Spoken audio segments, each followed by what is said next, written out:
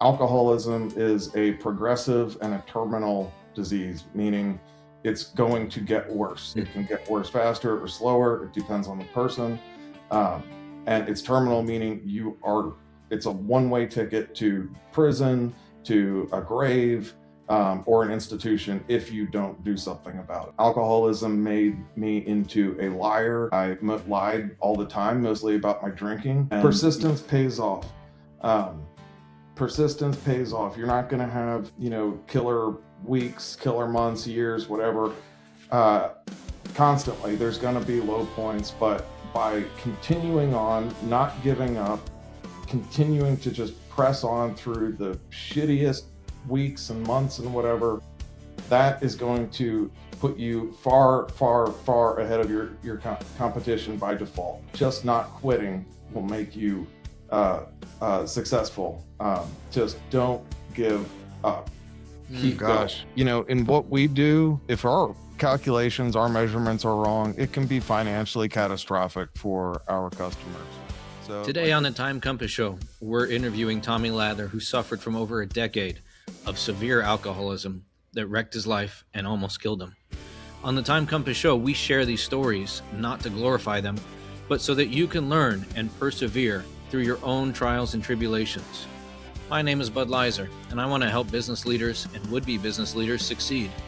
I have a large network of experts, fractionals, and recruiters to tap into, so there's almost no problem we can't help with. So if you're facing a situation that's preventing your growth or could lead to the demise of your business and you're ready for help, you can visit my website and reach out to me. If you have an amazing story to share, like Tommy, and you want to share your wisdom and advice with other business leaders who could be a guest on my show, reach out to me on LinkedIn. While we're still growing, I read every comment on these videos. So for today's video, I hope you'll let me know if someone you care about suffered from alcoholism or drug addiction and turned their life around. Leave your message in the comments below. Thank you and enjoy the show. I hope it gives you a compass for a better way forward. You're listening to Time Compass, a compass for leaders navigating uncharted waters. Time Compass is where visionaries, thinkers, and changemakers come to share the stories and tools that shape their path. Hosted by me, Bud Lather, each episode captures the transformative conversations rooted in personal growth, business wisdom, and conscious leadership. Whether you're scaling a company, pivoting your purpose, or seeking clarity in chaos, this podcast offers grounded insight and expansive thinking to guide you forward.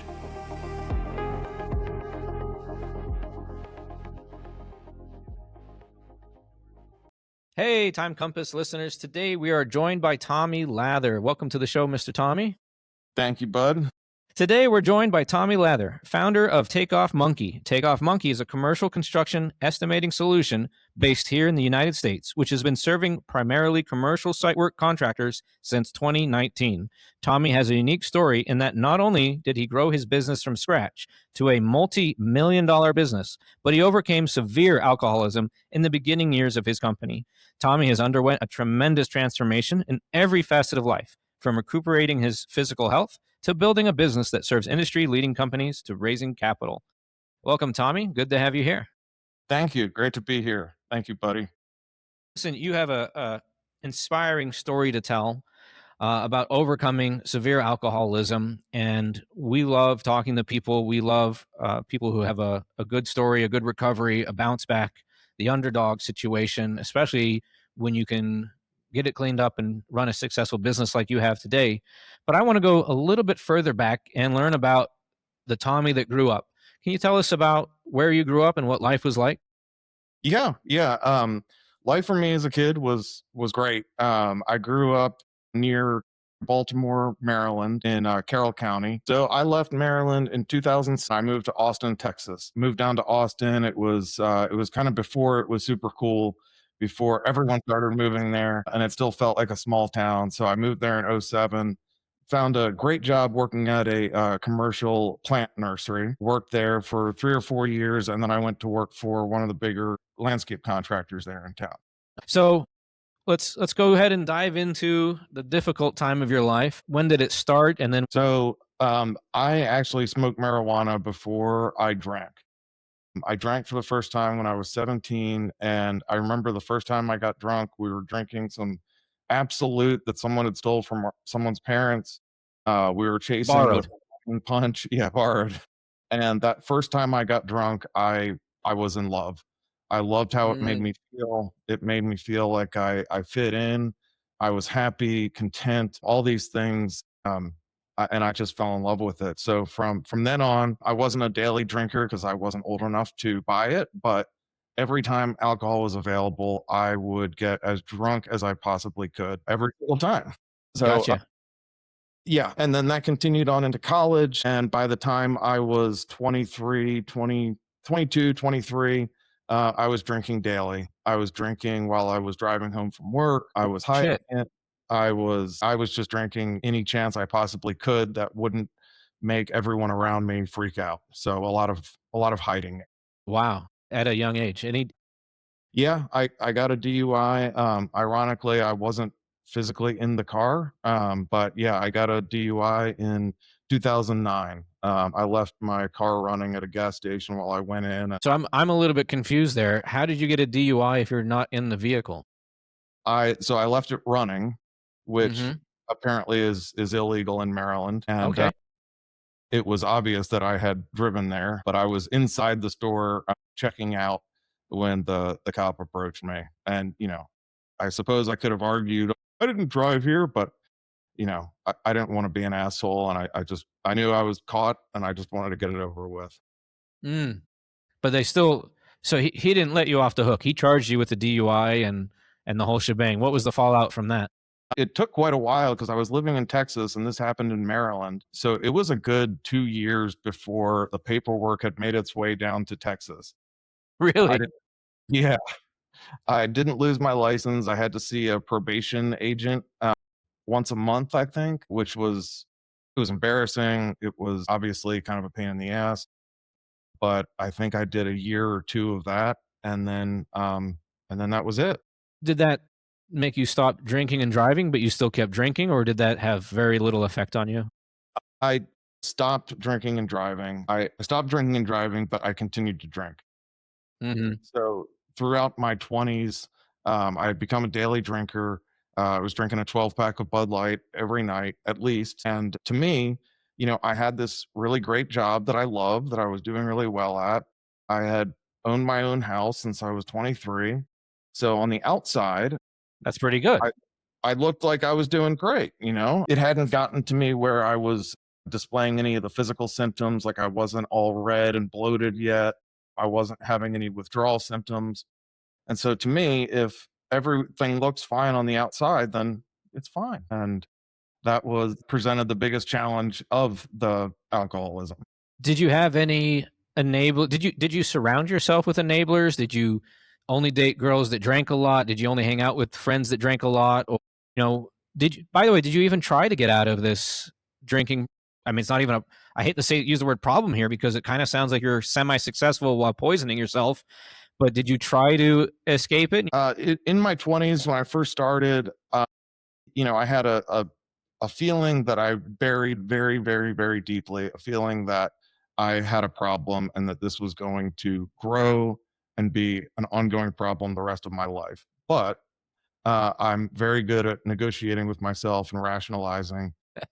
And I kept hanging my hat on, well, I haven't lost my job.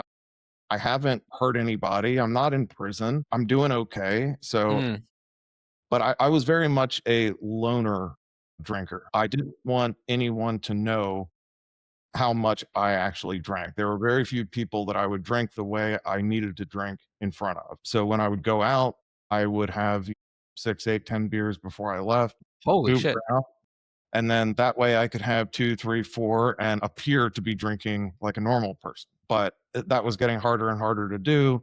And so little by little, I just drank by myself at home every night and didn't really go out to meet people. Anytime I met a girl, um, my drinking rose to the surface pretty quickly, and that wasn't Mhm. gonna fly with most anyone. So I just enjoyed my alone time, just getting hammered. Wow. Sorry, I do want to back up there because you said something I think is important for listeners to understand. I find that the smarter people are, the better they become at rationalizing their problem, their addiction, their erratic behavior, their risky behavior, whether it's gambling or crazy stock trading, drugs or alcohol or whatever bad habit they have. You seem actually like a very smart person. You must be. You have a multi-million-dollar business. This seems like a trap that a lot of high intelligence, high IQ people have is they can they can rationalize and beat themselves in an argument to keep their problem going. Do you feel like that was really the case? That was absolutely the case. It's also an issue of humility. Mm, I believe that I was doing great, that I was in control. How could, alcoholism couldn't really happen to me. And then when I had to start going to AA meetings to appease, a girlfriend or whatever, I would go and I'd be surrounded by, mostly older guys. And I would just look around and I'm like, I don't identify with these people. I don't relate to these people. I have this job and this house and I have this and I have that. And mm. I'm unique. I actually do have this under control. I just had a couple of bad nights. So yeah, it's being able to beat yourself in an argument and not having the humility to see that you don't have control. Did you also feel like I'm smarter than this host, therefore he can't tell me, he can't guide me? No, I didn't. No, I mean, I just thought that, the alcoholism, the people in AA, because they didn't work jobs like I did, or maybe if someone had a hard time reading or something, I was just like, oh, I can't be a part of this. Mm. And so, yeah, they say alcoholics are terminally unique. We always think, that things happen to us that only happen to us. And we really are in control, but we just have this unique set of circumstances that has gotten us into the trouble that we've gotten into. That's interesting. I've never heard that before. Do you think that's a symptom of the alcohol, or do you think that's what got you into the alcoholism problem? Like which one is the chicken, which one is the egg? I think that's what kept me in the alcoholism is not having the humility. They say alcoholism isn't as much a disease as it is a spiritual malady. You Okay. you try to play God, you think you're above and unique, and you just cannot admit to yourself that alcohol is truly taking control of your life. No matter how many flaming red flags are flying across your field of vision on a regular basis. Gotcha. And then you said what landed you in AA this first time was a girlfriend, and you had rationalized that I have everything under control. It was just a couple bad nights. What were those bad nights? Gosh, bad nights. I mean, there were so many. But alcoholism, it's the best way to tear apart a family, tear apart a relationship. Alcoholism made me into a liar. I lied all the time, mostly about my drinking. I would Mm. lie about the circumstances around my drinking, and all this lying and pretending, and it often, especially in relationships, manifested into some pretty gnarly arguments and blowouts with everyone around me, my family, actually the people who cared about me most. Sure. I mean, you really carried this alcoholism like a dark horse that you had to hide from everybody. And so what I'm hearing is that it did slip out. Like people were finding out, and so you would dig your heels in, and you become, I guess, argumentative at that point. Was that the case? That was the case. I did my best hiding it, but alcoholism is a progressive and a terminal disease, meaning it's going to get worse. It can get worse faster or slower. It depends on the person. And it's terminal, meaning it's a one-way ticket to prison, to a grave, or an institution if you don't do something about it.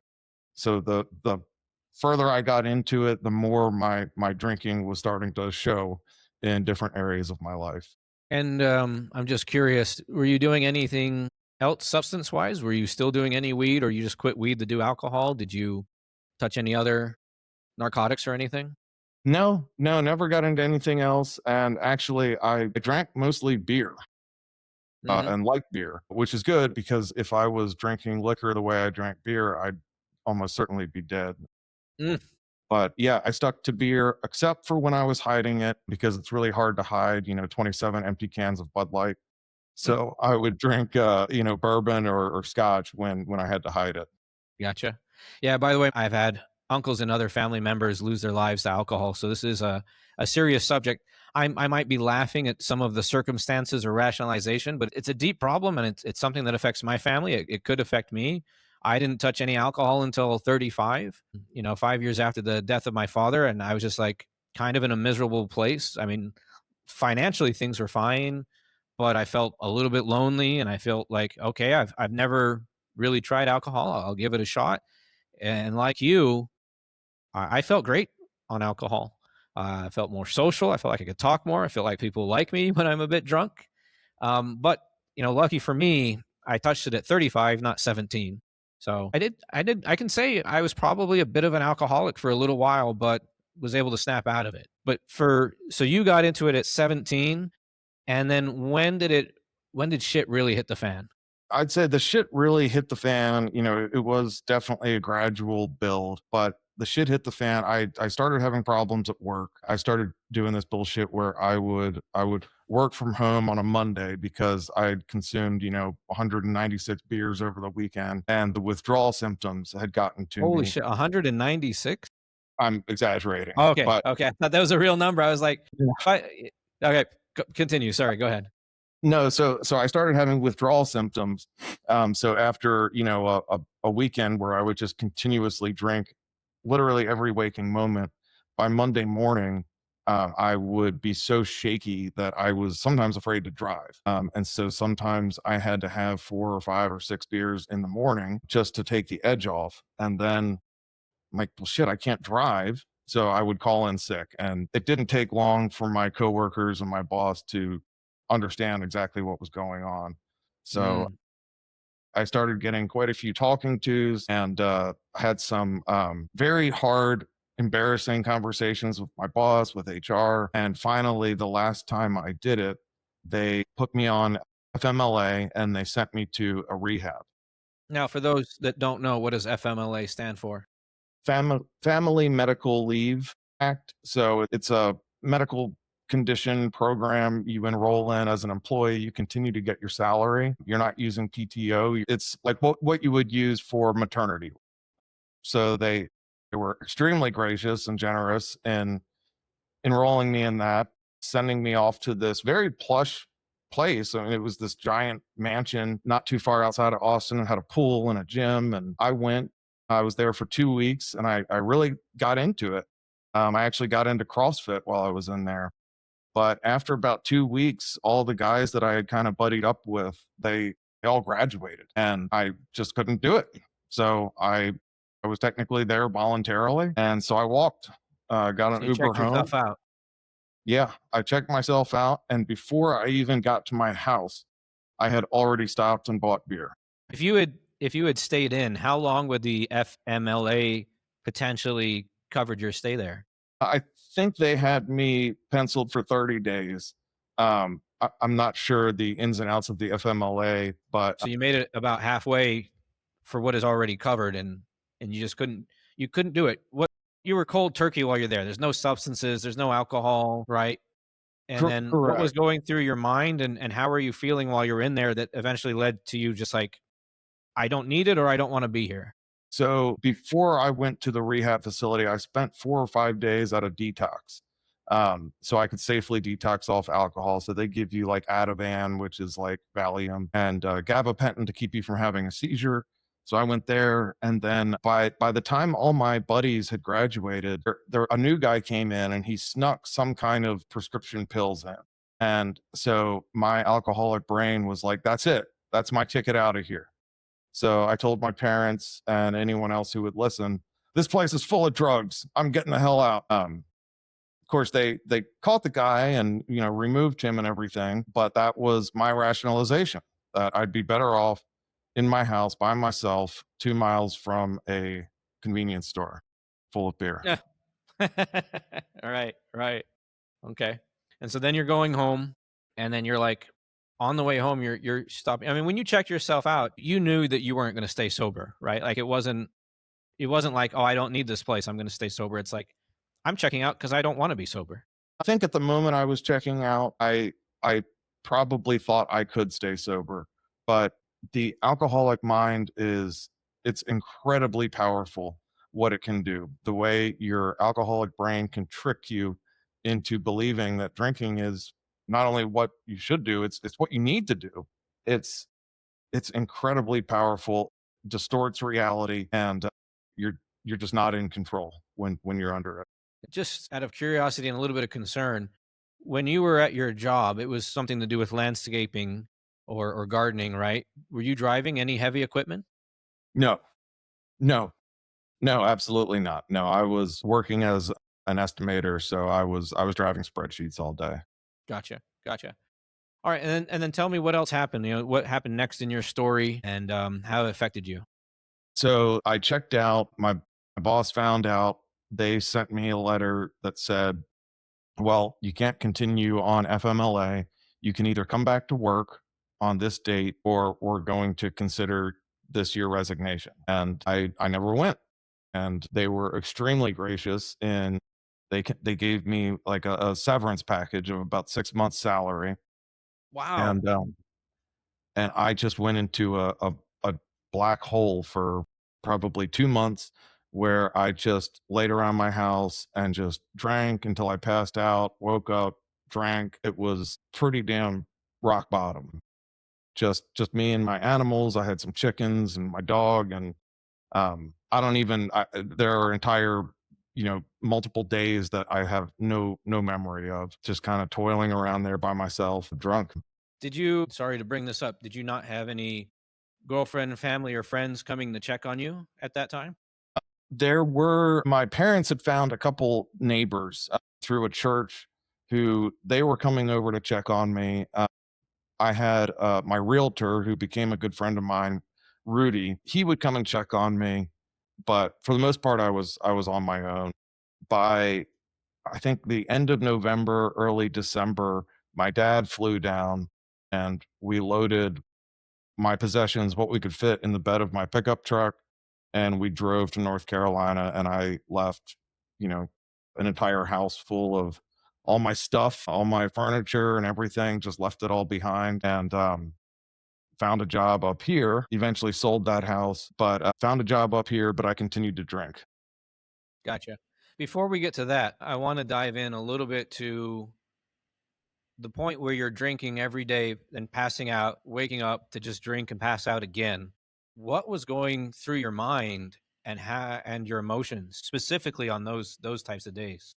On those days, I was focusing on, all the things that were not right in my life. I was, self-pity, very much into victimhood, that I was alone, that, whoever my previous girlfriend was had, left me and for me.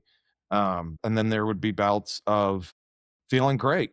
I'd get an idea and I would believe that I'm gonna I'm gonna have a great life. I'm gonna do this and do that and turn things around. Um, but I just continued to drink. There's no other way to describe it other than insanity. Sure. Were you just blaming other people and your girlfriend abandoned you and this type of stuff, or were you blaming yourself and then beating yourself up and then drinking because you're beating yourself up? I was definitely blaming myself. I mean, I knew that I was making the decision to continue to drink. At that time, while I was still in Texas, part of my continuing to drink was to calm my nerves. The alcohol withdrawal is no joke. It is the worst feeling I've ever experienced, and hopefully ever will. Now, when you say alcohol withdrawal, that's different than hangover. Yeah, yeah. I got extreme anxiety. I would shake to the point that I couldn't even use my computer. I could barely use my phone. I Wow. had a lot of auditory hallucinations. I would hear music and people talking and things, not distinct voices, but yeah. Like you're And at a party. yeah, yeah. Wow. But I've never experienced that, thank God. So I didn't know it about that. jacks your heart rate up. I get chills. I'm sweating profusely, but I'm also freezing. Really, it's an unbelievably horrible experience. Wow, that's intense. I didn't realize it got that bad. It did. And once I moved up here to North Carolina and I continued to drink. In fact, the last year or so of my drinking, I went to the hospital at least a dozen times for withdrawal related issues. But I got to the point where I would have a seizure, like a grand mal seizure from withdrawal. And I actually split my head open the last one. But yeah, hospitalized a dozen or so times at least. It's no joke. It's deadly. Wow. So, number one, thank you for telling this story. I'm learning a lot. I had no idea that the withdrawal symptoms could be that bad. And, I've heard similar stories, but it's good to get more perspective and understanding about these things. I want to talk about, you know, your business and recovery and what happened next. But I want to also open up the door here. If somebody can relate to what you're saying and they're having these types of symptoms or going to the hospital or having these not just hangover but withdrawal symptoms, what would be your advice to them? Go to an AA meeting. Go to an AA meeting. If you're suffering with withdrawal, obviously get medical attention, but if you want to fix it for good, go to an AA meeting. Do what they say. Some of it might seem stupid, it might seem redundant, it might seem insane even, but just Hmm. do it. Just keep doing it and it will click. Gotcha. So AA works. Now, I've heard people bash AA because it has a root in religion, but you still believe. What would you? Sorry. So let's just say that somebody wants to rationalize, right? Because you say the rationalizing mind of the alcoholic is very powerful, and so like I'm not going to go to that. They're going to try to convert me. What would you say to somebody like that? Uh, AA does not associate with any religion. We talk about God, but we refer to God as a God of your understanding. So it can be literally anything you can think of, but the point is to accept that there is a power greater than your human self that you need to give yourself to. It can be anything. Gotcha. The universe, the energy, the spirits, Odin, Poseidon, Jesus, any one of those will suffice. Any single one of them. Correct. And not to make light of this, but I want to come up with some solutions for people, right? If somebody's going through these dark times and they have a rationality that's going to prevent them from going there, we should talk about what that is, what that could be, and why they should still go. And so that's the advice. Go to an AA meeting. What would you say is some of the key points that need to click for the AA stuff to work? To find someone that you can relate to, someone who has a story you understand and can relate to, and most importantly, someone who has things that you want. So I mentioned going to AA. It's a bunch of older guys. I didn't feel like I related. I finally met my first sponsor, Michael, a guy a few years older than me he was fit. He had women beating down his door. He had a great life. He meal prepped. He vacationed, and he was also single. Um, and I thought, whoa, okay, this guy like he really gives himself to this program, and he has all these things that I've wanted. Sorry, So meeting but was when you met him, was he an alcoholic or he had already recovered? he was already, I think, 3 or 4 years sober when I met him, Gotcha. but Thank you. still continuing to go to AA. Gotcha. And so it's really important to find people that relate to you there so that you're not rationalizing your way out of it. And then you saw, if I follow in his footsteps, I can kind of become more like him. I can be back to being successful. I can have what he has. Yes, see someone that is able to achieve the things you want to achieve and see them doing these steps that may seem silly, or find someone who has what you want and listen to them. Just do what they say. A sponsor-sponsee relationship. I don't know if it's the army that says this, but hey, if stupid works, it's not stupid, right? So if it's silly, but it works and it gets you where you need to go, then go ahead and do it, right? Yes, And absolutely. the last little bit here, just as a relatable story to that, I used to go to the Real Estate Investor Association meetings in Orlando to learn how to invest in real estate. And one of the guys there, I'm going to guess his age because I don't know it, was about 50 ish and decent clothes, but I think a bit shaky. And he brought up the fact that he used to be a multimillionaire in real estate and that he had lost it all through alcoholism. Right. So this is not a disease, addiction, etc. That only hits poor people. This can hit you at any level. He was already super successful and he had like you, he'd been going to AA. He was going to real estate investor association meetings to build up his network again, to get back into the game, to go not just recover alcoholism, but to recover financially because he had lost it all. So I just want to ask you, what was the financial repercussions of your alcoholism? How did that impact you? Obviously, you could count the number of beers that you bought and multiply by number of dollars. That's a lot of money over that period of time. That'd be an interesting estimate if you knew it. But also, what else did you lose along the way? I lost a lot. When I moved up here, I wasn't living in my house. So to me, it was like, well, I'm not living there. I don't really need to pay the mortgage. I mean, I did, like, it didn't get foreclosed on, but I really didn't pay bills unless not doing so was going to take something away. So I had horrible, horrible, god awful credit. Mm. I wasted, I don't know how many tens of thousands of dollars on just junk that, drunk purchases on Amazon. Sorry, but Just that's funny. stupidity. And, I was able to recover from it, but no savings, not a single intelligent money move was made until I got sober. Gotcha. So you went from a guy who owned his own house at 23 or something. You were doing okay financially, driving, had a car, had everything that you would need, and probably a bunch of money in savings, to running out, to having nothing left, sort of. Yeah. Yeah. Literally nothing. But that Christmas that I came home, I had maybe a few $100 to buy gifts for my family. And, um, I didn't have a pot to piss in, as they say. Shit. That's not an uncommon story. I think a lot of alcoholics need to hit financial rock bottom before they can pull themselves out of it. Because if they have a source of income that keeps feeding them, then they keep drinking because they have access to money and keep drinking. Is that sort of what happened to you? Definitely.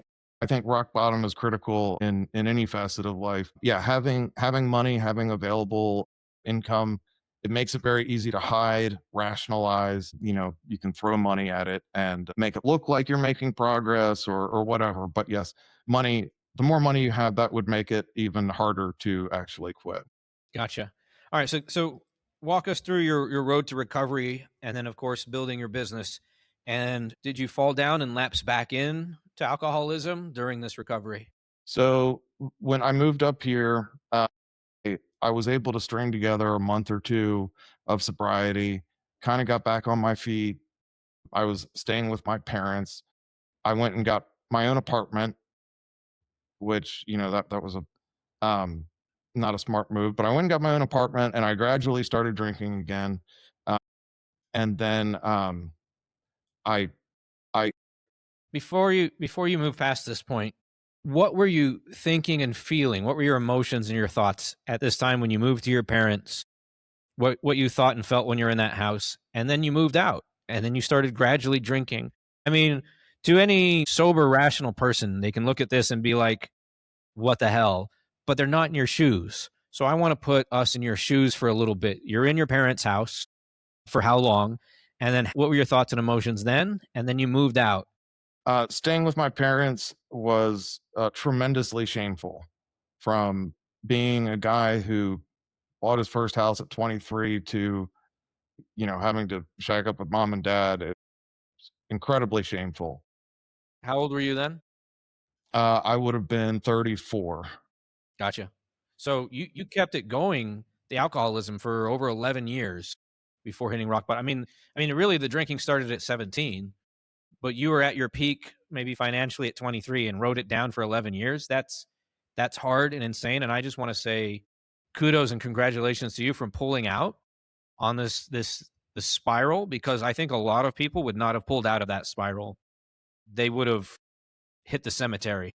And I'm extraordinarily lucky to still be here. Once I moved out, got my own place, that made it a lot easier for me to drink. The drinking increased. And then when I started my business, now I'm suddenly home all day, every day. Mm. And so I was able to drink all day, every day. But why I want our listeners to understand this, because what you're saying could definitely save somebody's life or save the life of a friend. What was the process that led you to slip back into drinking as you're starting to recover and get your own place? That I could handle it, that it'll be different this time. It'll be I different this learned time. I learned a lesson from the last, drunken episode. It's going to be different. I'm in control this time. I'm going to do it differently. And you try all sorts of silly things to rationalize. Like, okay, I'm only going to buy 6 packs of beer. That way, you know, I'll only drink 6, and when I need more, I'll go get more. I was mapping out which gas stations and convenience stores I would get my beer from, because I didn't want to present myself as someone who bought 2 cases of beer every single day. So I had like a route so that it My looked God. like I was only buying 2 cases of beer once a week, because, still hanging on to this concept that if nobody knows, is it even real?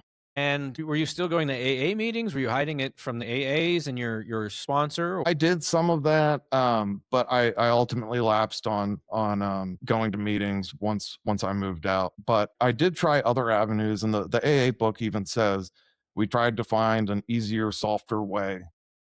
So one of the things I tried was I got really involved in my church, and I honestly thought, okay, if I'm a good little altar boy, God will remove this from me like magically, but it doesn't work like that either. But yeah, the Kind of a last reverse water into wine. Now do wine into water. yes, exactly. But yeah, the last year desperately wanted to quit. Tried going about it. I had a neighbor in my apartment complex who was trying to help me wean off of alcohol. Ended up having that nasty seizure I mentioned. I all the easier, softer ways, and there was no shortcut. I had to humble myself and accept that this is bigger and far more powerful than I'll ever be. Mm. So I think you mentioned that to me. Humility was the key. Humility is the key, and not just humility in understanding that the disease is stronger and bigger, but the humility to do the steps, do what your sponsor tells you to do. Some people don't like taking orders from others, particularly if they're not someone you can relate with, but Mm. just humble yourself and just do it. One thing I did when I first moved up there was I went to work for a guy who trains gun dogs. And so this was during a period of sobriety. So every morning I showed up at his kennel and I scraped up shit off the kennel floor. That was very humbling, and that was very good for me until I stopped going and started drinking again, of course. Right. Gotcha. So is there another rock bottom that you had to hit? There, that last year, like I mentioned, I was in the hospital, I mean, every other week. Um, Jesus. at least a dozen times. Some of the times I have no recollection of going. Different people would take me. I had the police take me once, just not because I was in trouble, but just a way to get me there. This was obviously killing my mother, my family. I was pretty well out of touch with everyone in my life, and I was just in this dark, horrible hole. And yeah, I was barely alive. I was about 140 pounds. I was pale. I couldn't eat. uh, I'd go through periods where I couldn't keep anything down. I would just throw up anything that I ingested. So it got really, really, really scary there, especially in 2020. Gotcha. So tell me now about the road to recovery and then building your business. So I had started my business, and by some miracle, it was doing okay despite my drinking. In June of 2020, my grandfather died, who I was extremely close with. And when he was dying, I couldn't go up to Maryland to see him. I couldn't go to his funeral because I couldn't be more than 2 or 3 hours without a drink. So Damn. when that happened, I punished myself for that with drinking for a few weeks. Finally, in July of 2020, I somehow got to the hospital. I have no idea how, but I was in there for a couple days, dried out. They gave me gabapentin to keep me from having another seizure. And my dad came down early from Maryland, left my grieving mother up there to come and pick me up from the hospital. And I decided that day that that was the turning point, and that was it, that I was going to stay sober, do it for granddad. And thank God I had my business, because I needed to have something to just sink my teeth into, fully immerse myself in, and obsess over. Um, with Gotcha. So walk us through that. so I just leaned into my business. Just I obsessed over it. I get a lot of ideas, and as my brain became less and less foggy and cloudy, my imagination really took off, and I started imagining a much bigger, multifaceted company. I started reaching out to clients, reaching out in my network, and people could tell that they were talking to a different Tommy, though I was pretty private about my drinking sobriety at that point. But if you map my business's revenue by week, starting the week of July 10th, 2020, uh, that revenue line is almost straight up and to the right. I jumped on every customer request. I, treating each and every customer like they were the most important thing in the world. And it just really showed. We we were growing, and I hired my first employee. And then in 2021, I put some feelers out that I wanted to raise capital, and I didn't know anything about it whatsoever. I read a book called Venture Deals by Brad Feld, and by 2021, I was talking to our first investor. Gotcha. The name of that book again, and do you recommend it to others? I do. It's called Venture Deals by Brad Feld, and it gave me a general understanding of the financial mechanics behind venture capital. So we're going to put a link to that in the description below, by the way, for those that want to get a copy of that book. And so, what was the money for? Why were you raising capital? And tell us, I think, so our listeners know, what exactly was your business at that time, and what were the ideas that you were coming up with? So the business takeoff monkey, the idea was to perform this part of the estimating process called the takeoff. So that is taking a set of blueprints, counting and measuring all of the materials required for that project for a given scope of work. So since I've been in landscape irrigation, that's what I focused on. So commercial landscape contractors, they have to bid quite a lot to keep their pipeline full. So they started sending me blueprints. I connected with my team in India that I had been using while I was in Texas, and we started up, and so we were able to offload this otherwise very laborious, tedious, time-consuming task from our contractor customers and do it pretty darn fast, accurately, and tailored to their specific needs. Gotcha. So, who is your? So, I want to break this in a couple phases. Before the funding round, that's what your business did and specialized in, right? And what was your ideal client? Who would work with you? So at that time, our ideal client was commercial landscape contractors, mostly between like 2 and 50 million. So you could be pretty small. Annual revenue, right? Correct, annual revenue. Um, and today we're pretty much we still perform that same service. We also do irrigation design, but we use a lot more tech to do it, and we do it for a lot bigger contractors and distributors. So today our customer profile is more between 5 and 100 million or so. Gotcha. And so, what was the capital raise for, and what were the ideas that you implemented? So the capital raise was to hire more salespeople, build out our systems, and become more of an actual business with processes, systems, and employees than just Tommy sitting at his laptop Gotcha. working. Okay, so you were going from solopreneur to entrepreneur. Correct, correct. So we raised 300,000, and that allowed me to hire some salespeople, hire some marketing people, get Where did professional. you? Where and how did you raise the capital? So I put some feelers out just in my network. So a company called Landscape Hub, they had raised a bunch of money and they were working in the same space. So they sent my little deck off to a few people, and the group who invested was actually a customer of ours who started a small fund for industry related venture opportunities like me. Fantastic.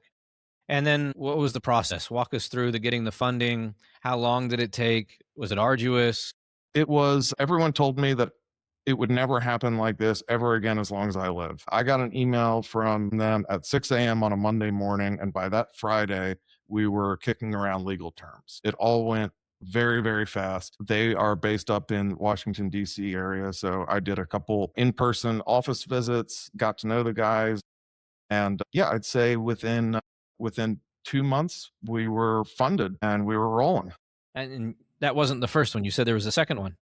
Yeah. So then in the very end of 2022, I got a call from a random number. It was the owner of another one of our customers.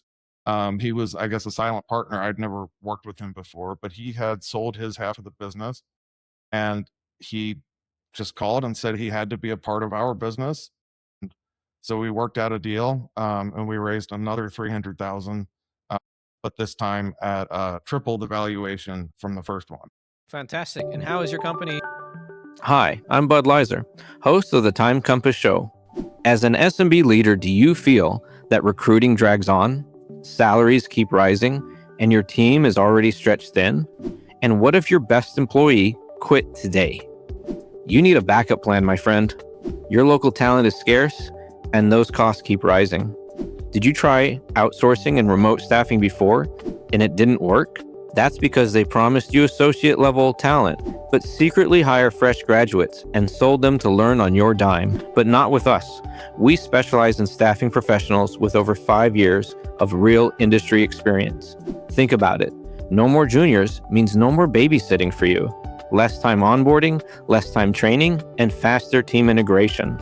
Imagine no additional tax forms, insurance forms, and labor compliance with your next hires.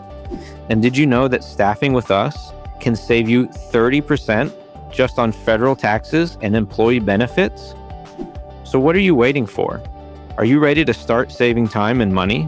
Then schedule a call today and let's become your top choice for top global talent. Just go to budlizer.com and click outsource. That's BUDLEISER.com. Fantastic. And how is your company doing today? Today, we're doing great. I've got just an incredible, amazing team. Some of these ladies I've worked with for close to 20 years. We've got awesome customers. Our customers stick around. We have very high retention rate. And so, when I log on to work every day, it's like connecting with like a big family. We all know each other well, and we've all been working together for quite a while. That's fantastic. Any lapses, or how long have you been sober? I've been sober now for 5.5 years, and no, since Granddad died, there has not been a single lapse. I don't I don't think about it. I did joke about it a little bit in the beginning, but I learned that that's actually not funny at all. So I stopped joking about it. But today, my girlfriend, she'll have a glass of wine, so I'll often have a bottle of wine in my fridge or in my kitchen. I can pour it, I can order it, buy it, and it just doesn't do anything for me. And I'm just insanely lucky for that. Good, and congratulations. Thank you. Absolutely. So go ahead and give your, you got a 90-second plug you want to give for your business? Sure. Sure. So Takeoff Monkey, if you're a commercial contractor and you perform site work, hardscape, irrigation, landscape, retaining walls, anything like that, and you want to grow your business, talk to us. I know in recent years there have been a lot of overseas takeoff companies. You probably get bombarded by their emails. We are very different.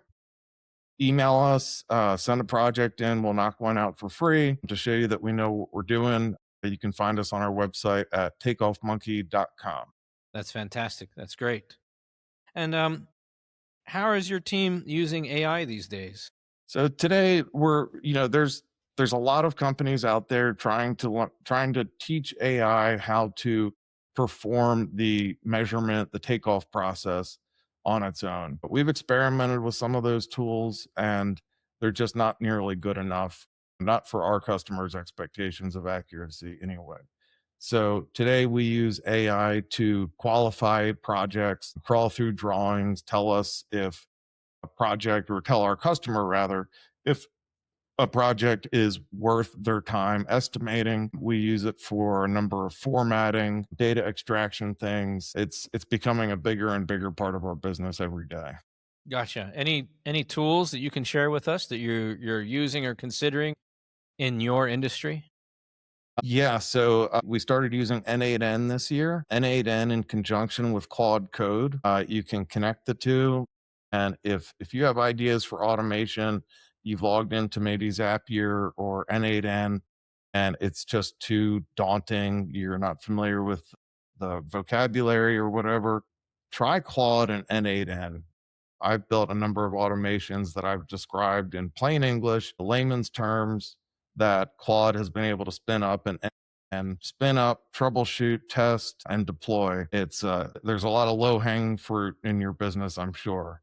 Um, and yeah, N8N and Claude can take you pretty far.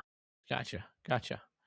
And roughly how many employees do you have in your business now? So here in the States, there's 9 of us. We have a new person starting after the first of the year. And then overseas, there's about 120, 130. Wow. Yeah. Yeah. That's We're awesome. in a few different offices and then a dozen or so freelancers. Okay. Gotcha. And what is your hiring process, especially for 120 people overseas? So our offshore offices are all under one roof. That makes training, guiding, and quality control a lot more efficient. So I leave it to my team leaders over there to do the hiring process. But most of our folks have an education or background in civil engineering, maybe a few in architecture. So they know their way around AutoCAD, they know their way around a set of drawings, but a lot of the industry specific knowledge we, we teach. Gotcha. One of the key services that I offer is helping connect people to offshore talent. And we do the white glove treatment.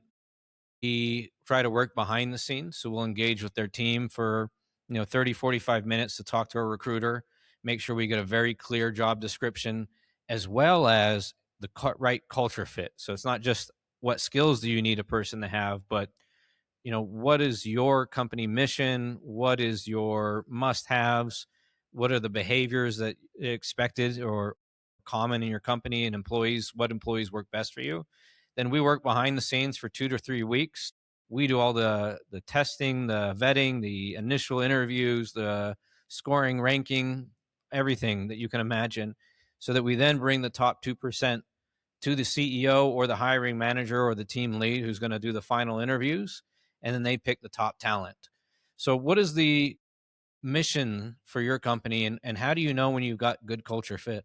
So our mission is to improve the lives of our customers by making more time available to them. So our mission is to grow our customers' businesses without inflating their overhead. And that shows up in a lot of different ways. Obviously, our core service, the takeoff, but we also provide some tech solutions to help our clients make better decisions, to help them learn from their data.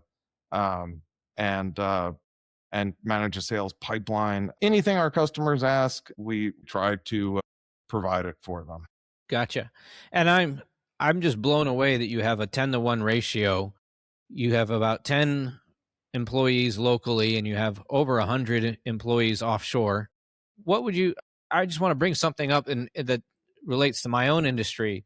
Sometimes I find American CEOs and COOs who don't think they can find high level talent overseas. They're like, yeah, if I need a customer service agent or a call center, I'll talk to you. But if I need a CPA, well, you can't do that. They don't know U.S. tax law. Meanwhile, the Philippines has over 200,000 CPAs that specialize in different countries, including Australia, America, and international tax laws, because there's more business, more customers, and more money to be made than specializing in Filipino tax law. So what is your thought process top to bottom? What do you think about offshoring talent, and what works and what doesn't work for you? Offshoring is it's a phenomenal solution for a million reasons. It is very easy to get yourself into sort of a quagmire with the wrong person. But assuming you have a person with integrity, you're going to get out of it what you put into it. So you can't instruct someone overseas the same way you would instruct your coworker you've been working with for 2 years. You need to be very intentional, very specific, very detailed in exactly what you want the output to be successful. If you just forward over some email you got from your boss with some vague descriptions, and tell them to just do it, you're not going to get great results. You got to front load it with instruction and information. So a bit of garbage in, garbage out scenario, right? And don't leave it to reading between the lines necessarily right off the bat, right? Absolutely. And any industry specific terms, check your vocabulary. If you're using industry specific terms, your person may or may not know what those are. So clarify those. Otherwise, they might Google and they might get a different Mm, definition than you intended. that's good advice. But also talking to them, getting to know them on a personal level, not super deep, but you want to present yourself as approachable so that they feel comfortable coming to you with questions or requests. Gotcha. What are some of the, I guess, high level or skill level things that surprise you with offshoring? I guess what surprises me is the work ethic. If you live here in the United States, you go to a restaurant, you go to a retail store, you're kind of hard pressed to find someone that gives a shit. And overseas, that's not been finding someone with good work ethic who's willing to put in the hard work, the elbow grease has never been the problem. Just excellent work ethic, especially compared to the United States. Gotcha. And what about the education level? Is there a big gap? So overseas, actually, I think our overseas team on average is more educated than our US team. So the way I understand it, our folks are all in India. The way I understand it is in India, if you want a high level education and you perform well in school, you can have it. They don't have the financial barriers that we have in the States, where Interesting. it costs $500,000 to go to a good school. Yeah, we do most of our sourcing from the Philippines and Latin America, and we can find anybody from your customer service agent. Not that that's a low position, but it's a low barrier to entry, right?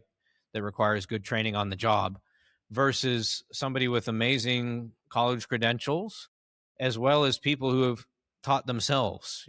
Programmers, more recently, especially this year, we're placing a lot of AI agents.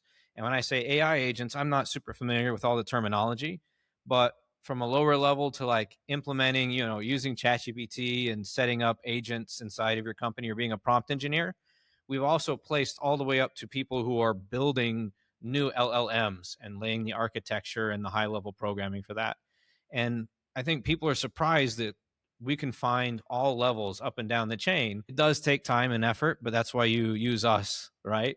But the same thing goes for every industry. Finance, we can get all the way from CPA levels and controllers down to bookkeepers and accountants. We do video editors, sound engineers, I mean, you name it. So creative, social media. I feel like when I'm talking to US clients or potential clients, prospects, and leads, there's still a big barrier into what they expect overseas. Like, oh, yeah, overseas, I can get VAs and customer service. But you're using lots of different positions and roles. Engineers and architects. Yeah, here in the States, you call a customer service, some 800 number. You oftentimes get on the phone with someone overseas.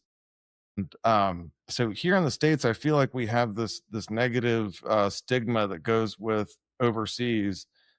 Just by nature of calling that 800 number, it's because there's a problem and there's just some inherent frustration with it. Uh, Mm, but yes, of course, there's a deep talent pool. But finding it, what you're doing is an awesome service because you could spend you could spend weeks on Upwork or Fiverr and get nothing but junk. yes, it is a lot of work, and you don't want to disrupt your business for 60 hours searching for that type of talent. Instead, let the experts handle it. Yes, especially with the time difference. I mean, me and one other on my team, we start at 4 o'clock in the morning, so we overlap with our teams, and that schedule's not for everybody. Sure. And to be clear, the Filipinos have been working with the US for over 20 years. They're really good at adapting. I was going to say adopting, but adapting to the US time zone. So a lot of them have already worked nights. That's one of our key things when we're screening is, hey, let's say we have a customer in the US and they want the Filipino to work 9 to 5 p.m., we're going to find somebody who's already worked US 9 to 5 p.m.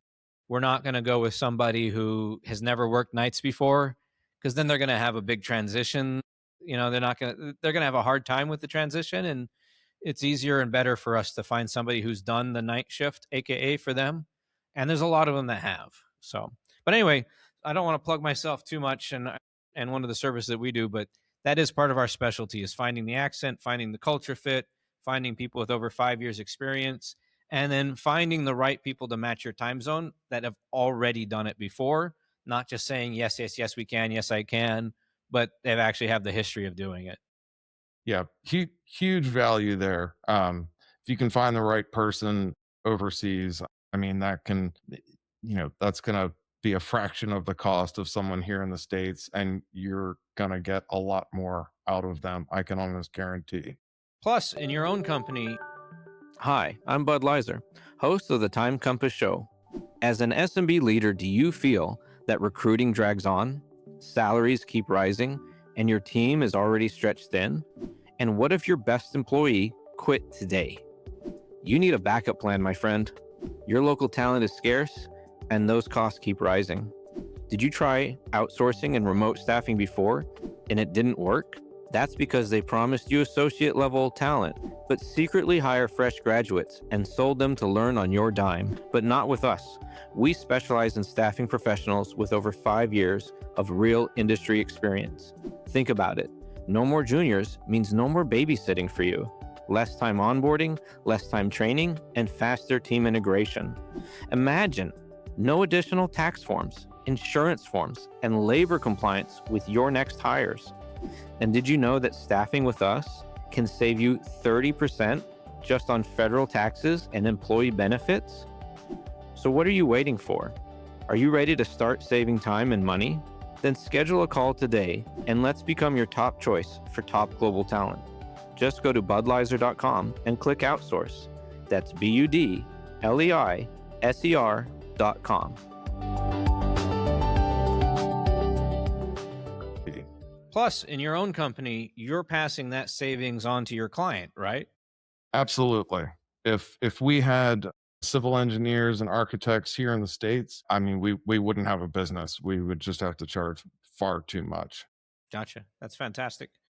Well, this has been good, but I want to go back to talking about the AI in the future. And don't take offense to this question, but I got to ask, with AI advancing as fast as it goes, just rapid fire, do you see a point in the near future, 5 or 10 years, where your company is being replaced by AI entirely? I don't think we would be replaced entirely. I do think in the next 5, maybe 10 years, we will see tools that can accurately and reliably do the counting and measuring. But I still see our customers needing us to manage that and use that tool on their behalf. I see AI in the future. It's getting easier and easier to train. Now there's that DGX Spark NVIDIA, that mini supercomputer that you can do some pretty serious training on locally. So it's getting easier and easier to train. And the best AI in the world isn't that great if it doesn't know your business. So being able to train easily and effectively is critical, and that's getting easier and easier. Gotcha. Do you have any concerns? It doesn't have to be AI, but future wise related to the industry or just life in general with the rapid pace of technology across, again, not just AI, but all sectors from medicine to food to war to everything? Not to bring up too much negativity, but as business owners, we probably spend more time than average citizens thinking about external threats to our business and way of life, and then how to prepare, right? I mean, you have to do it in your line of work. You got competitors, other people trying to take a piece of the pie. How do you continue to help your clients? How do you stay relevant and grow your market share, et cetera? So this high level strategy thinking is I think applied across sectors. What has you concerned, if anything? I think as long as we're staying in front of it, the one thing that I don't think AI will be able to do is replace the human relationship component. We're still humans. We still have that need to connect and communicate and have community. So so I see us for my business, I see us using these AI tools. Maybe each of our employees becomes a lot more productive Hmm. using these AI tools. Instead of completing 3 projects a day, they can maybe complete 300. But That's all. as as far as the future, it's just another one of these tools. It's not perfect. You know, it's just making things easier, but I don't have a lot of concerns about, you know, my industry being wiped out by bots or AI agents or anything. Do you think AI is overhyped right now? It's a little bit. It is a phenomenal tool. I mean, anyone can download ChatGPT or Claude or whatever, and you can work more effectively using it as a tool. But like I said earlier, unless your AI really knows you, you know, like your Claude or ChatGPT, it saves your conversations, it gets to know you. Until you have all of that knowledge transferred, it's not going to live up to its full value. So I think if you, just like with outsourcing, if you put in the effort to teach and train and inform, the AI can be a fantastic tool. Gotcha.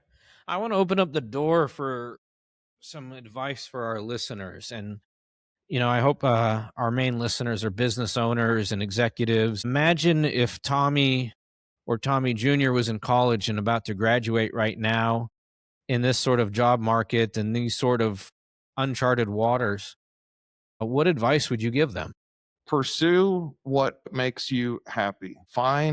Spend a lot of time thinking about what it is that really makes you tick. And it might not be, you know, a generic topic. Like it might not be construction. It might be, I like assembling these cost comparison spreadsheets. Find the specific task that you Mm, really love and figure out how to make a career out of it.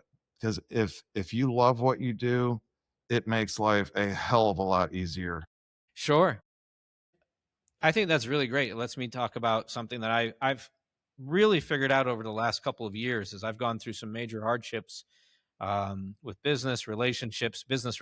I mean, all good on the dating scene now. Once in my life. Oh, where was I even going with that? I threw myself for a loop there with that tangent.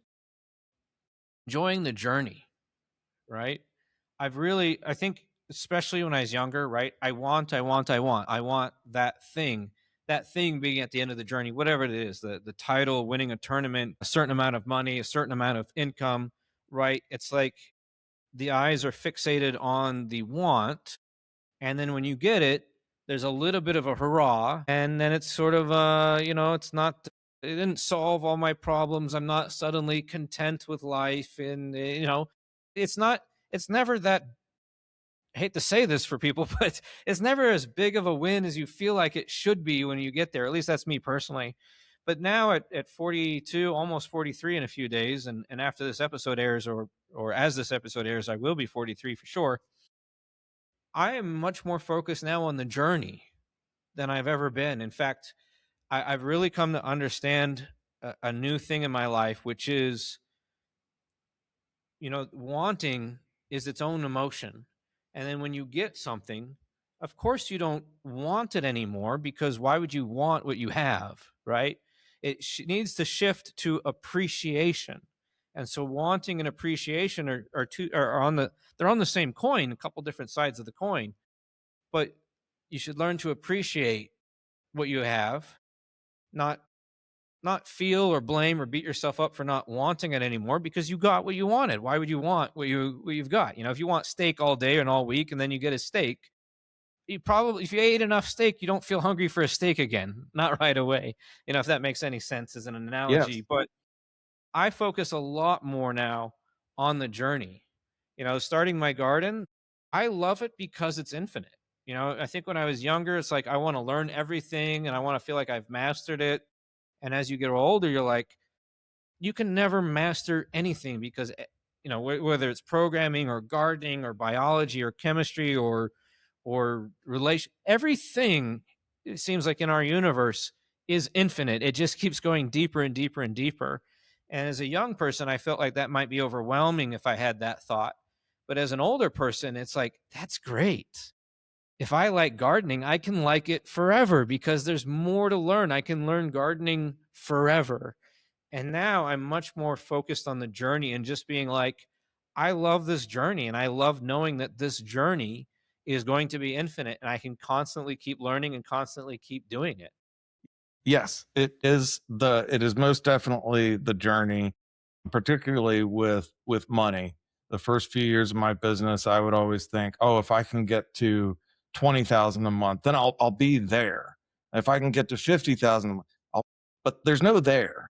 Hmm. And the things I'm gonna look fondly back on and tell people about when I'm old is the journey. It's the one foot in front of the other, learning, evolving as you go. That's it. You're there and it's constantly growing and evolving. And, I've had a lot of money and I've had no money. And I can tell you, no matter how much you have, it's always enough and it's never enough. Hmm. You're always gonna want more. Always. You could have $100 trillion or whatever, and you'd still want more. I promise you. So, yes, enjoy what you have, be present in the moment. You're in the journey. That's right where you're supposed to be. That's great. What life advice would you have for business owners, especially if they're struggling on the journey? If you're struggling, persistence pays off. Persistence pays off. You're not gonna have, killer weeks, killer months, years, whatever, constantly. There's gonna be low points, but by continuing on, not giving up, continuing to just press on through the shittiest weeks and months and whatever, that is going to put you far, far, far ahead of your competition by default. Just not quitting will make you successful. Just don't give up. Hmm. Keep going. This is the hard. They say business ownership is hard. You're in the hard.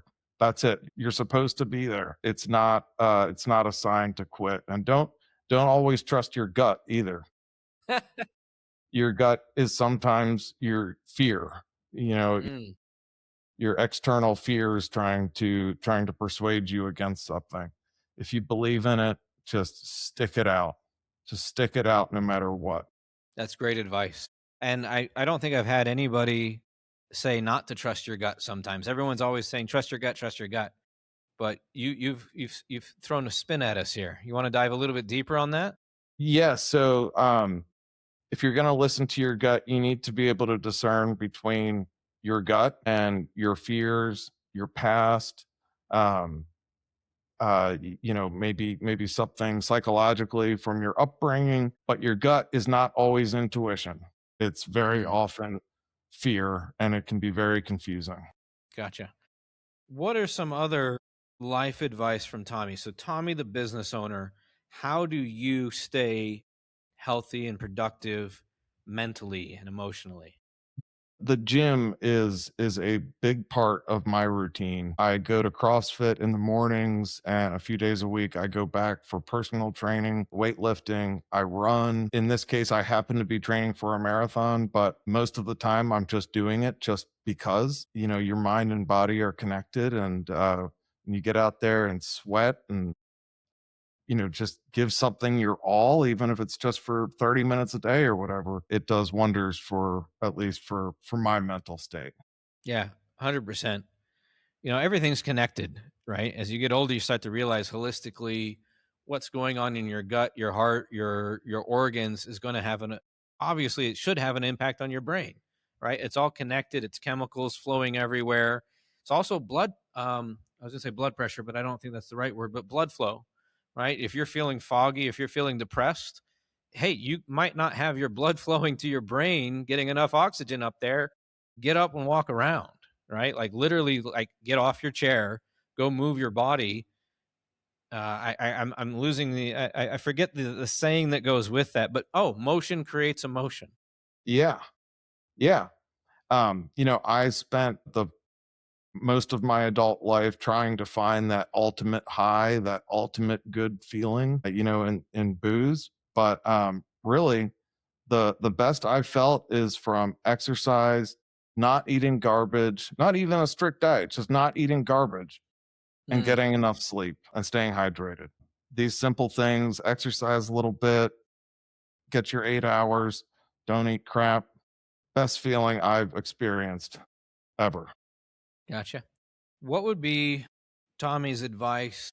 And this can be, mental, it could be specific to a business owner that's hit a plateau in their business. So they've already done the 0 to 1, but now they're trying to do 1 to 10 and they just haven't been able to crack that code. How did you crack that code, or how would you tell people some tips to crack that code? If you're hitting a plateau, obviously you have to do something different, but figure out where your customers trust you and build on that. So, Good one. but talk to your customers too. Ask them, "Hey, is there something else we could be doing for you that would make you feel better?" But however you come to it, try new ideas. Just try different things. Talk to your customers. You don't change anything. You're going to stay right on that same plateau. Gotcha. Was there ever a point as you're building this business, which sounds like it's doing phenomenal, that you just got stuck, or you felt like you were just putting out fires every day and you weren't moving strategically? And then what did you do to change that up? Yeah. No, there's definitely been periods like that. Last year, I felt like I became a little complacent and rested on my laurels for quite a while. But for me, the key is just keep churning out ideas. I'm constantly thinking about better ways to do things within my business. And for me, that comes in the form of a lot of technology. So I read a lot to give me these ideas. But if I can get a new idea going and starts to come to life, start to flesh it out, that livens me right up. But you got to keep you got to have the courage to try these things. Okay. That's great. What are some do's and don'ts related to trying new ideas? So do's and don'ts. I've very often fell victim to the shiny object syndrome. That's what I was talking about. Because if we're saying try new ideas, half our audience is gonna be like, I try new ideas all the time and it never works. Well, I'm saying try new ideas within your lane. Mm, You know, for for me, for my business, like at one point I was thinking about adding bookkeeping as a service we offer, and that was kind of a shiny object. At one point I was looking to raise money when we didn't need to, that's a shiny object. Figuring out a better way to communicate with your customers, figuring out more services that make sense for your customers. Um, these are the ideas you want to experiment with, not reinventing the wheel and changing your business entirely. gotcha. And then how do you start your idea? It comes to me. I write it down. Sometimes, very often, I'll build a spreadsheet and just see what kind of impact would this have? What kind of revenue could this produce? Or if it's a tech thing, I'll go to Claude or Chat GPT and I'll just start building and figure out what my pitfalls are. But sometimes for big ideas, especially impacting my customers or my team, I'll write it down and I let it marinate for 24, 48 hours. Um, and then I'll start asking advice. I'll start running it by people, and I get feedback. I get all the feedback I can, and very often those ideas don't even make it to the feedback stage. They become shitty ideas in my head before I even get to ask anybody. But keep churning them out, Hmm. because even if you have 99 shitty ideas for the one good one might be worth it. Grand slams, right? That's what you're looking for. That's it. That's fantastic. Anything else? What was can you think back to some of your biggest challenges or bottlenecks in your company as you were growing? And then what would be your advice to somebody hitting the same bottleneck?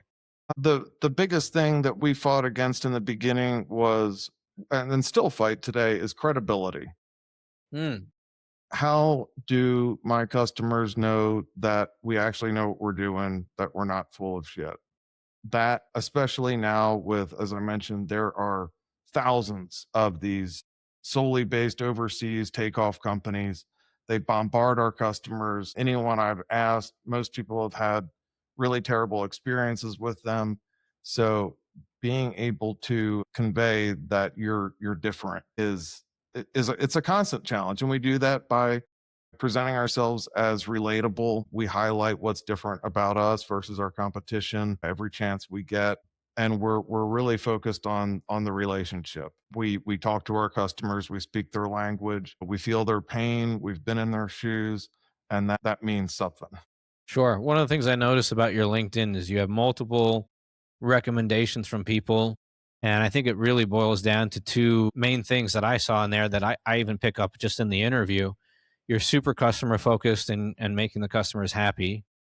And then the second is that you're an out of box thinker. You're coming up with new solutions. And you just mentioned that your advice to others is to keep trying new ideas or keep coming up with new ideas rather than not try them. I think coming up with the idea is just as valuable and then carefully selecting which ones to try.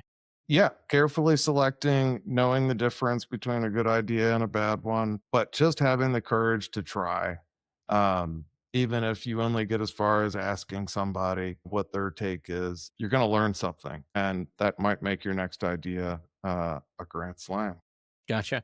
I want to ask a question because I think some of our listeners will be business owners, and I think some of our listeners will be people searching for a job, maybe for the first time, or maybe, with difficult waters and looking for a career change, or, you know, they got downsized. So if you want to find an example, it could be your most recent, it could be years back, a position that you were hiring from locally, and what made the difference about the person that you chose to hire, right? Like, I'll give an example just to start us off with, right? I post jobs from time to time. I get instantly within a day, I'll get 20 or more people applying. Some of them try to connect with me and message me and apply for the job without applying on the platform. To me, that's like skipping the process. And I have a process in place because I'm dealing with dozens of applicants, and I kind of wish people stick to the process. Another thing is I see a lot of spam, and I know it's spam because I'll ask kind of simple-ish screening questions. I might they're not all they're not all yeses. You should answer some no's in there. This is by design. And I get some people that just spam all yes to my screening questions, or they'll just completely miss an easy question, right? When you chose the person that you hired, what were some of the maybe mistakes that people who didn't get hired were making, or what are the problems that you're seeing, and why ultimately did you choose A over the other 19 candidates? Sure.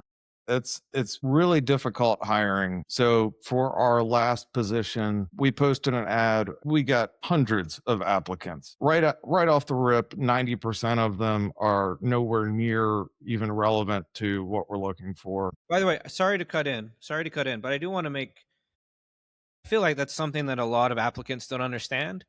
If you go to a proper job search platform and you pay the $100 for the job ad or whatever the number is, you will literally, as Tommy just confirmed, I've seen it as well, you'll get 100 to 200 applicants within days, right? And so, and please remember your story. I'm sorry for interrupting, but from the applicant's perspective, right? You've got to understand we don't have time to read every resume in detail and fish out everything and score you perfectly and then send you a personalized letter with a an invite to talk to us for 15 minutes or a 15-minute reason why we're not moving forward with you, because Tommy's running a business. Tommy is a CEO, and he might even have an HR person, but even if you have an HR person, they got to deal with labor compliance and other issues and payroll and or recruiting, right? So if I have 200 applicants, not for the entire company, but for just one role, how do I manage my time with 200 resumes and 200 responses, right? You're not going to get the nice feel good 15, 30-minute proper response and interview and yada yada yada, right? And that's the logistics you have to understand that has been created, after the 90s with the internet and computers. There's just a lot of people applying for jobs, right? Like it used to be, you'd have to put on a suit or at least a nice shirt, print your resume, walk into a store, ask to talk to the hiring manager, fill out an application in person. And because you did all that, they could shake your hand and at least look at your resume before kicking you out the door, or at least talk to you for 5 minutes and give you some advice. But when Tommy just confirms, he posts a job ad, and within days he has over 100 applicants. You have to understand that there's a process that we're implementing because of the logistics of how many people that are applying for the job, right? Yes, yes. In fact, I posted one ad last week for someone, a software developer type person. Mm-hmm. I got 105 applicants in 50 minutes, 50. Oh my God. Jeez. It's absurd. So, I start going through, I look for, little notes, anything that makes them stand out. As you said, probably 70, 80% of these are bots. Mm. Some of those profiles may have some relevance, may not, but you can usually weed out about 80, 90% right off the rip. And then from there, I'll send them a message with some very simple instructions. Like, Yes. send me an email, fill out this form, give me your availability and this, whatever. Very simple instructions. And it's mind boggling how many people cannot follow those very simple instructions. Yes. 100%. I'm agreeing 100% with you, because it's like that. Hold on. I'll let you finish your story, but I hope I remember my point that I want to bring up here. But anyway, take it away, Tommy. Loving this. You're fine. But, if someone can't read a simple instructions like, send me your availability, fill out this form, and then they email me with something and go to my Calendly link and they book a time outside of what I offer, stuff Mm. like that, immediately forget it. But yeah, Tommy, that's so unfair. I'm really super qualified, and you should. I paid for school. You should hire me, yeah. Tommy. Yeah. We do interviews and I try to keep them very, very informal. And usually, you can tell within a minute or so of meeting someone if they're going to fit. But I'm a little jaded, man, because we've hired so many people here in the States who just were a total flop. People Mm. who literally just signed on, did almost nothing but collect a paycheck. People who lied about their experience, people who were working multiple full-time jobs. Oh my God. All of these Wait, and experiences. sorry, the multiple full-time jobs, the person applying was working remotely or in office with you? No, we're all remote. But we had a Okay. guy who was a full-time employee and he was also full-time running a business. I always, every day, I think I've seen it all, but I'm surprised. I'm still surprised with The just ethics how, are getting so low, right? The integrity and ethics are so yes, low. it's so disappointing. By But the each way, one of these, sorry, I don't mean to interrupt your story again. I'm really good at interrupting stories, but in terms of like if you had to bullet point and rank like the importance of different categories for people, for me, the number one thing that every applicant needs to have, and I'm always looking for a sign of, is integrity and ethics. yes, Because is this the same? absolutely. Is it number two or number three or number one? It's number one. It's if you don't have integrity, I don't care what else you have. It's useless. You have to 100%. have. Because if you'll steal over there, then eventually you're going to steal from me. And Yes. eventually, if you do whatever over there, you're going to do it to my customers. So for me, as an employer who literally hires dozens of people a year, if not more, depending on, I have people that have hire for me. And then there's also the agents that we place with customers, right? Integrity is so important. And I feel like not just in America, no offense. Philippines, pretty good. Latin America, pretty good. Some other places that we don't normally source from anymore, not so great, right?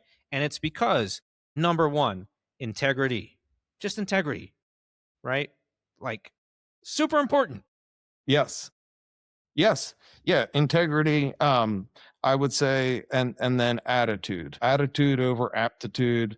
I would rather have someone new, someone Mm, less experienced with energy, enthusiasm, and eagerness.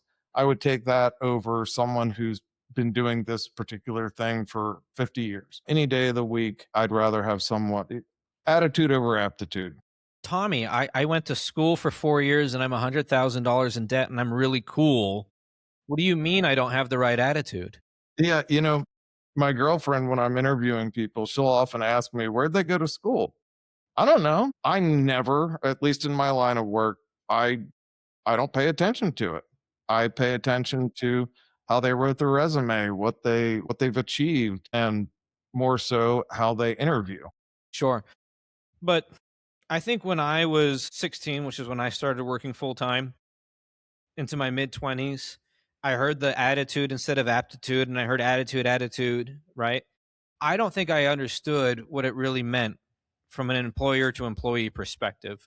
Do you have a way of defining like a good or bad attitude? Like how would somebody even know if they're bringing the wrong attitude to a job interview? When you don't give a damn, when you don't give a shit about what you're doing, you're just there to collect a paycheck, go through the motions, no time, no space for you. All you have to Mhm. do is care a little bit. Just care, just have some have some respect for yourself and just try to do a good job. It's very rare these days, but a little bit of effort because the person cares, it makes every single set of circumstances workable. If I have someone who is genuinely trying, they're honest, they're giving it their best every day, and they're making mistakes, those mistakes are totally forgivable. Having issues at home that bleeds into work, I can work with that. I can work with anything as long as you care and you're being honest. As soon as someone starts bullshitting me, lying, starts obfuscating, and they don't give a shit about their work anymore, I'm done. Yeah. And obfuscation is is a type of lying, right? Yes. I think a lot of not to pick on young people, but I think a lot of young people think, well, if I didn't say an outright lie, then it's not a lie. And I'm like, come on, like this isn't preschool anymore, right? Like any sort of misdirection, obfuscation, white lie, black lie, direct lie, they're all inherently like lying, right? They're all It's all deceitful. some form of dishonesty. And this Yes. dishonesty is now infecting our work culture and our work results. And you can't paint it up as something that's not dishonest. Right. It's deceitful. Call it a lie, call it obfuscating, call it whatever you want. But I think I actually use the words deceit Hmm. in my generic boilerplate employee contract. If you're honest with me, someone shows up late to a meeting or doesn't show, and they call me and they're like, Tommy, I just got too drunk last night. I'm so sorry. It won't happen again. I can work with that. I can work with that. But if they Sure. call me, oh, my brother's uncle's cousin's car broke down and some whole line of bullshit, not interested. Just shoot me straight and we can work through anything. Especially as adults, right? Like we've done shit in our life, right? Like we can kind of get Sure. it, right? But we need to figure out what's going on. How often is it going to happen? Do I need to step in? Was it a one-time thing? And most of the time, I have no intention of firing somebody if they fuck up once or twice because it's way more work to replace them than it is to just help them, right? Yeah. And the help can be a carrot, it could be a stick, but I'm usually a good guy with good intentions. Yes.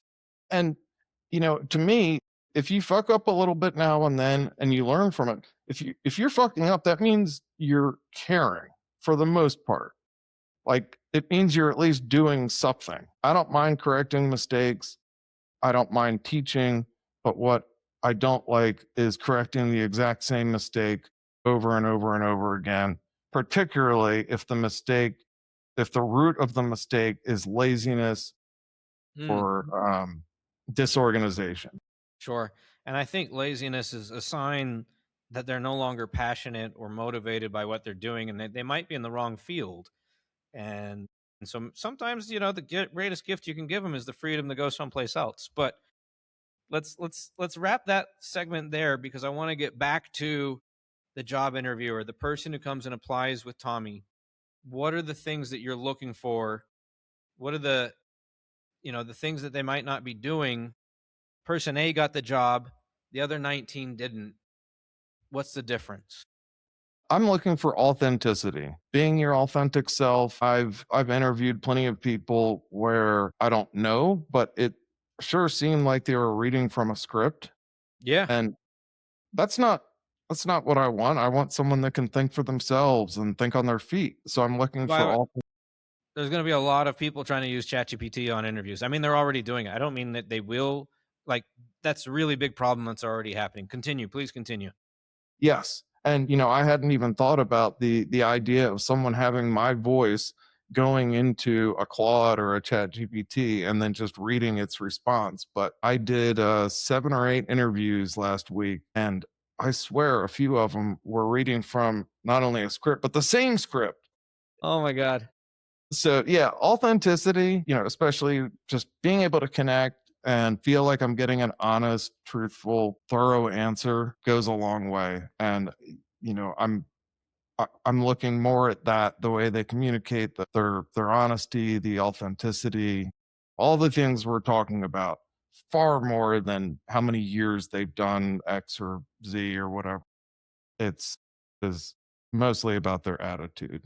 Now, for a lot of people who are, you know, I don't want to paint too bad of a picture for these people, but sometimes people are desperate, right? And they're applying for a job, and they need the money more than they fit the role, right?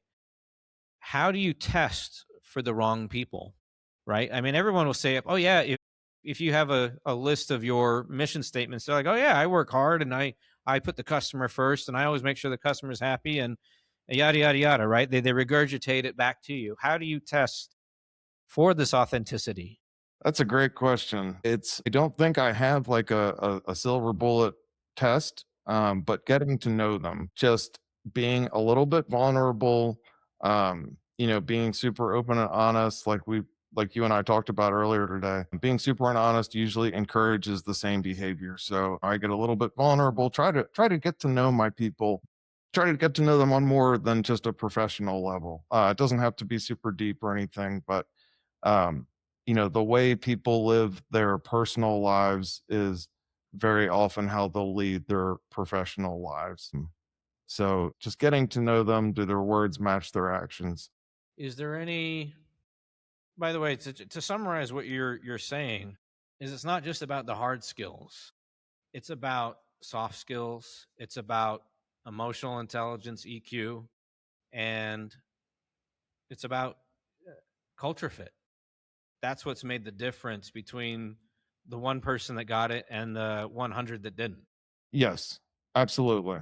Is there any go-to questions or processes that you use to help find that culture fit?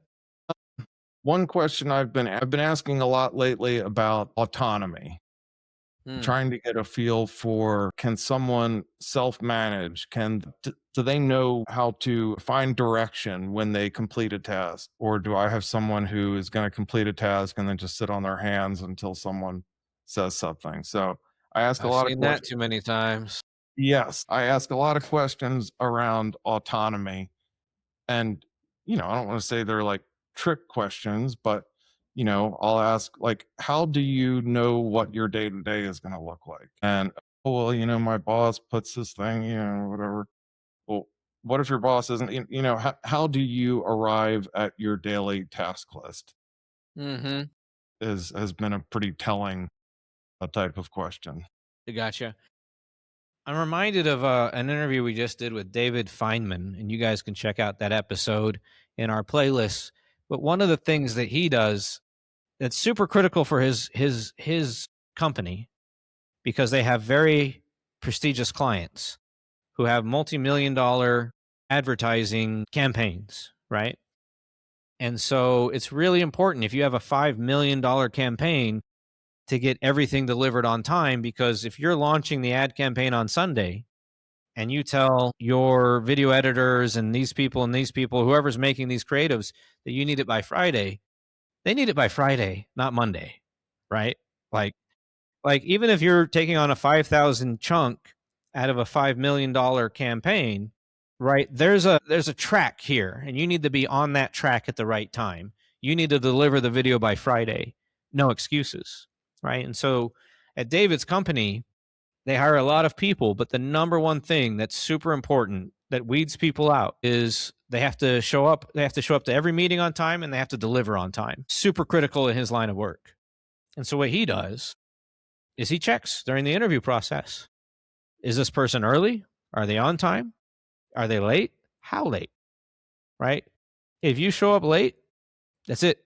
First interview, you're done. Because that's his company culture, right? Not every company is the same. Some companies will let you be 5 minutes late, right? Like that's maybe a standard at some companies. So if you're showing up to Zoom, somebody could have a mic problem, an internet problem, and this problem, so we give them a 5 minute leeway. But that's their company culture. Not every company has the same culture, right? David's company, you're late, you're gone, right? Because you've shown that this could happen. And if it's happened once, then it can happen repeatedly. And it's not something that he can allow into his company culture, because once other employees see that this is allowed, it becomes a problem. It becomes more widespread. And then eventually the clients, it's going to be a real problem for them. And that's the value that he brings to his clients. It's not we're the cheapest. Cheap is not most people who shop with us, and I don't know about you, Tommy, but and certainly with David, they don't want the cheapest. Mm-mm. Cheap is not the goal, right? Cheap is Like not shaving a dollar, like shaving, taking it from a $5,000 video to a $3,000 video doesn't matter on a $5 million campaign. It doesn't freaking matter. It's a drop in the bucket, right? But being late and delivering on Monday when you needed the video for sure on Sunday and the delivery was Friday, it's unacceptable, right? Yes. They'll pay double to never have that mistake. What I want to share to all the people applying for a job is that you're being tested, and the test isn't just what you see, right? It's not just the questions that are on that paper, although those freaking matter. Read the Yes. question and answer that correctly. That's part of the process. But also, how do you show up to the interview, right? Do some research. I think one of the biggest problems that Tommy and I both have is we put out a job ad, and that 90% of it, I'm not saying are bots, but is spam. There's an easy apply button on these platforms. I wish I could pay to delete. I wish none of my people applying had that easy apply button. I wish I could pay an extra dollar or whatever, $10, disallow the easy button, because it creates more problems than it solves. But it's a feature so that they have enough numbers coming in, right? It looks good on the metrics, but it's not creating the desired effect that I want. I wish I could delete that easy button. You have no idea how bad I wish I could delete that button, right? Because just read the job description. I do a little bit of background check on my company, find out what Tommy's culture fit is. He might not have that written down publicly, but he's got his mission statement. He's got a website. You can read his marketing.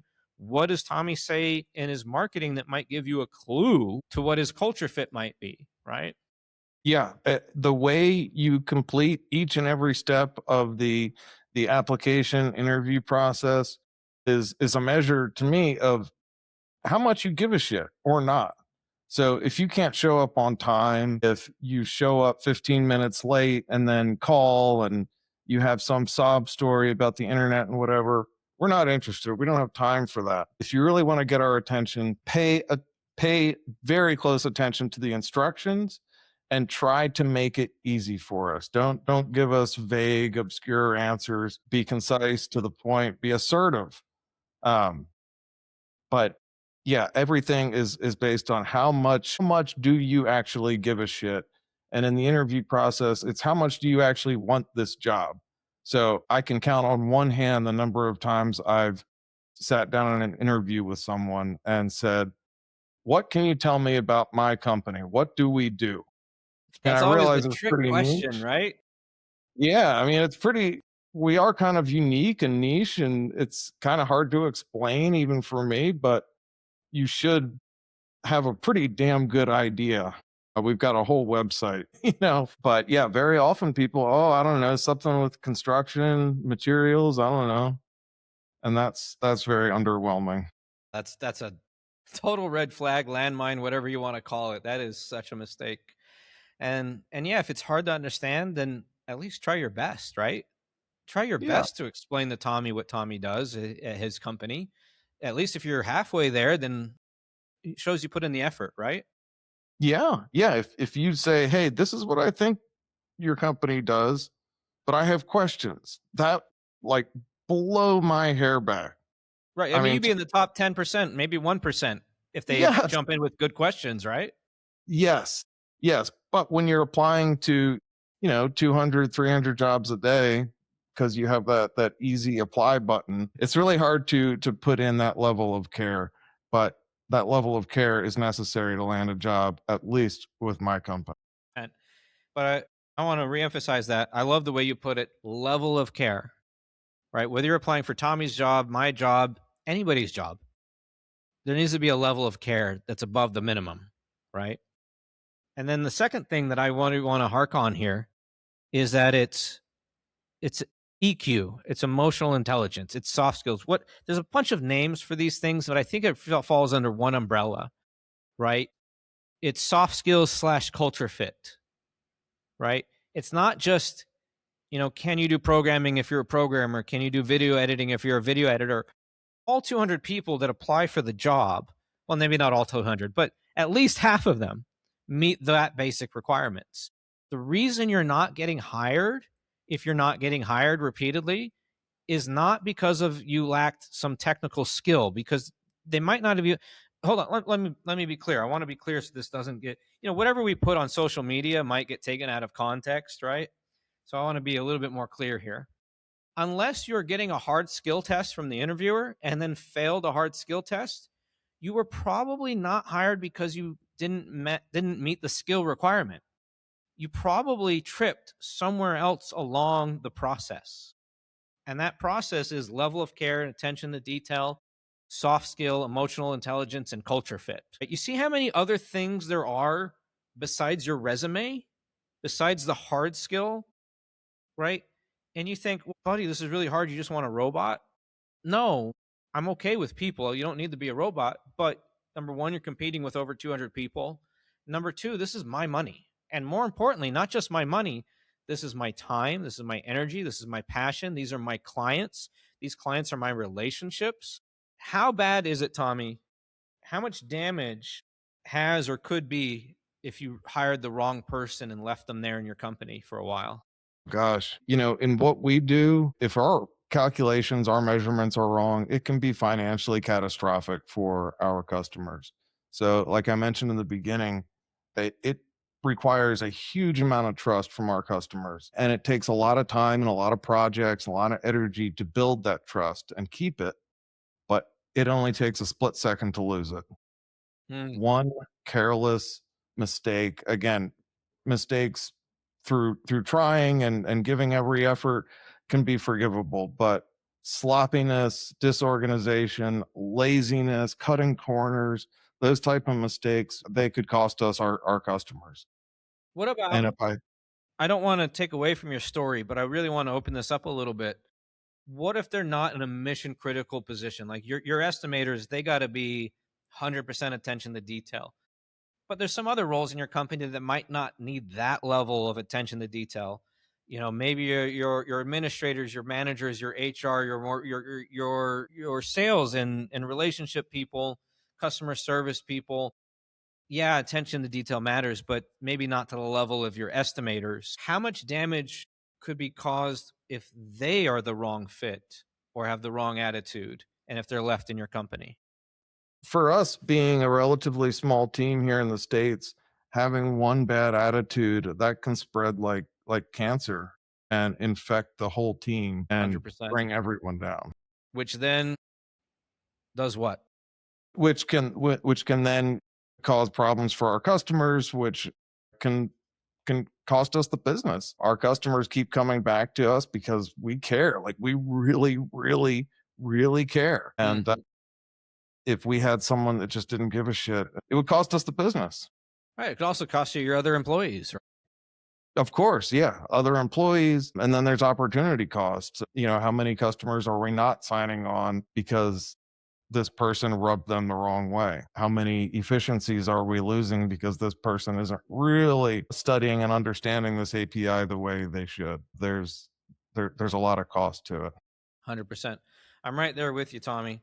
And I appreciate you sharing this advice. And I hope this wasn't too much of a rant fest, but I hope every business owner got some good advice or good some knowledge out of this. And I hope everybody applying for jobs. And I want to say that I feel for you, and that's the reason I'm ranting from my side, but in a heartfelt way to try and help you.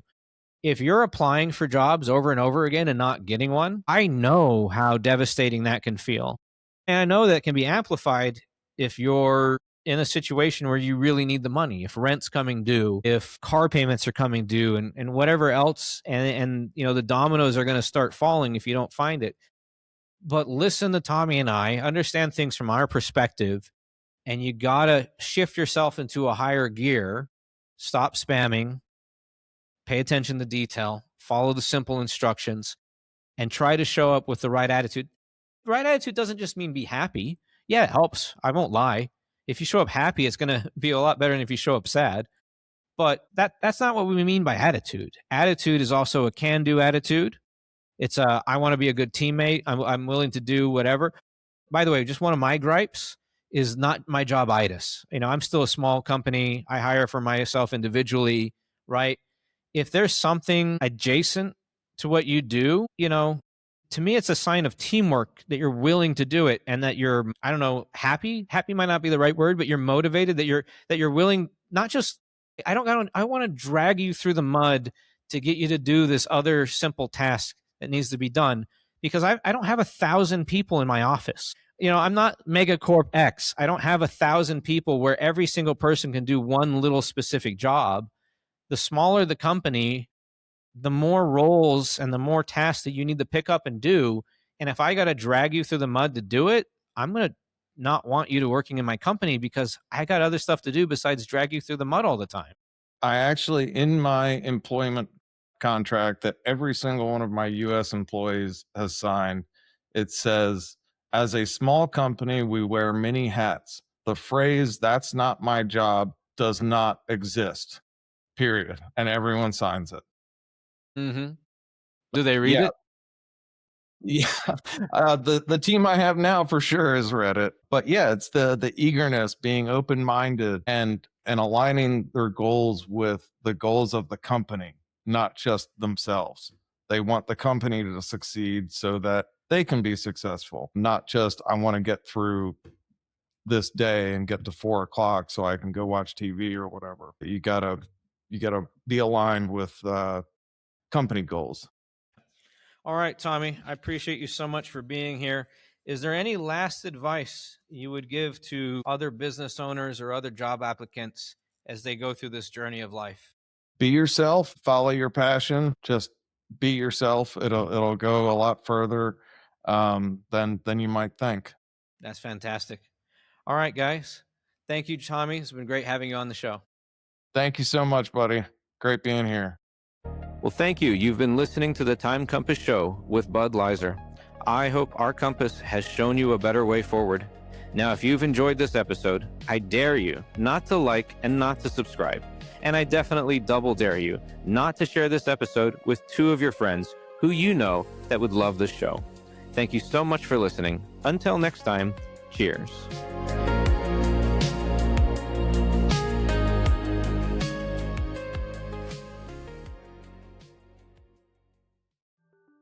If you're a business, church, school, or nonprofit paying over $90,000 a year in utilities, listen up.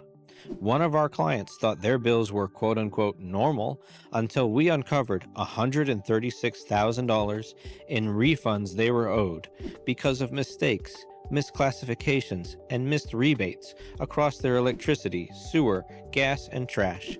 Now imagine what an extra $100,000 could do for your organization.